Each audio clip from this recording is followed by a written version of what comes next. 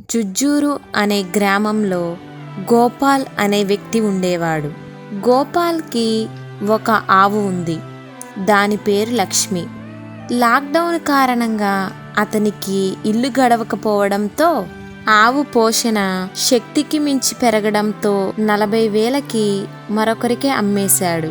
అయితే ఆ ఇంటికి దగ్గరలోని ఒక గుడికి చెందిన ఎద్దుతో ఈ ఆవుకు దోస్తీ కుదిరింది.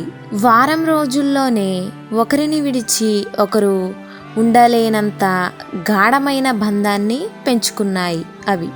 అది అలా ఉంటే ఆ ఆవుని కొన్న యజమాని ఆ ఆవును ట్రక్కులో ఎక్కించి తన ఊరికి తరలించే క్రమంలో ఈ గుడికి చెందిన ఎద్దు వచ్చి అడ్డుకుంటుంది. అయినా సరే ఆవుని బలవంతంగా తీసుకెళ్తుంటే ఆ ఎడబాటుని భరించలేని ఆ ఎద్దు ఆ ట్రక్కు వెనకాలే 50 కిలోమీటర్ల దూరం పరుగెట్టడం ఎందరో కళ్ళని చెమర్చేలా చేసింది.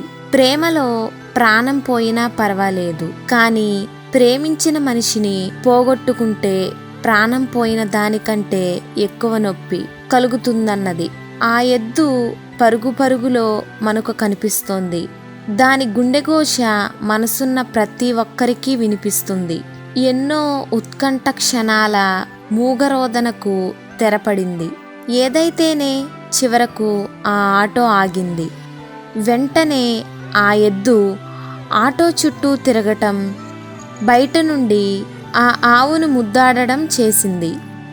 అయితే అక్కడే ఉన్న ఒక పెద్ద మనిషి ఇదంతా చూసి ఆ ఆవుని కొన్న యజమానికి డబ్బులిచ్చి ఈ ఆవును తీసుకొని ఎద్దుని ఆవును మేళతాళాలతో ఎద్దు ఉండే గుడి దగ్గరకు పోయి ఈ ఆవుని కూడా ఆ గుడికి బహుమతిగా ఇస్తాడు. ఇందులో నీతి ఏంటంటే, నిజమైన ప్రేమ ప్రేమికులను పరిస్థితుల రీత్యా విడివిడిగా ఉండవచ్చేమో కానీ ఎన్నటికీ విడగొట్టదు.